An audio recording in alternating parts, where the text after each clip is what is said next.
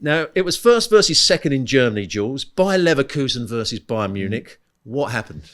It was an incredible game, and what a performance for Bayer Leverkusen and Xabi Alonso. Stu, we talked about Ancelotti's and the tactics in the Girona game. Well, Alonso got everything right as well. The team that he picks, to start with Amin Adli, to have Tella as the kind of right winger and Stanisic at the right wing back, everything worked so well, and they just really destroyed Bayern Munich. It was such an impressive performance, I thought, with the ball, but also without the ball, where they just closed all the spaces. They controlled every space when they didn't have the ball. There was nothing that Bayern could do. Harry Kane hardly got involved. Zane neither. Musiala neither. It was just like so good. And you know how Bayer Leverkusen have been good this season. Yeah. But then when they play against a team like Bayern and they're still so good, you're thinking like, wow, okay, this is another level. So the coach has obviously done a magnificent job, and that's why everybody's after him at the moment. I guess. I mean, I don't know. I guess there'd be a time maybe where things are not going to be so good. But right now, 31 games unbeaten this season. No, nobody has been able to beat them, not even close.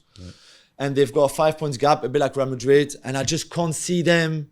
Of course, you can always drop points, but I just can't see them unless something dramatic happens. Just dropping, just even the standards, to be able to let Bayern Munich come back into the title race. Dortmund with a massive win, Jules. Massive on Friday night because they obviously... Tennis balls and chocolate as well? Yeah. Thrown onto the pitch? Yeah, that protest. Yeah, you're right. We should mention that because we didn't mention it for the in the Bayer Leverkusen, Bayern Munich quick hits. We go back to... it's an old story in a way. That the fans are still protesting again. The German league selling some of their TV rights to like private hedge fund company, like La Liga did with CVC, like France did with CVC as well. The fans are not happy. You know how important the fans are, the 50+1 rule in Germany, all of that. Not happy, so they throw tennis balls and chocolate, anything they can find really on the pitch. A few of the games were stopped for quite a lengthy time as well, including this one. Dortmund with a big win against Freiburg. Not very good. They've been playing in Europe against Lens on Thursday night in the Europa League.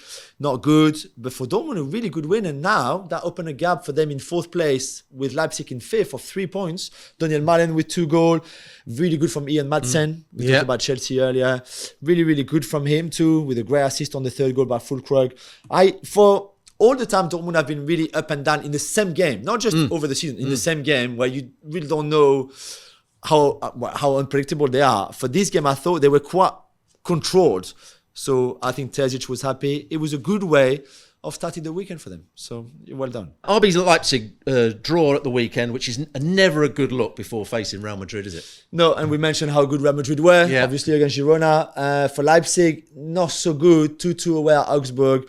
Probably the worst thing in this game, is that they also missed a penalty at 2-2. And Lois Openda, who's been so good for them, scored a lovely header in this game on the penalty spot. And I never thought he would...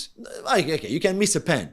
But this is one of the worst penalties I've seen this season. It's literally a pass to the goalkeeper. It's not in a corner. It's not with power. It's just inside of his right foot. Literally, I promise you, it's a pass. And I think even the keeper is surprised because did he think the goalkeeper was going to go the other way? Did he try and read? So I think it's one of those where he slows down his running. Yeah. And maybe expect the keeper to show one side. So then he's caught. What should I do? And then he does nothing. And literally, I promise you, the keeper dives on his left.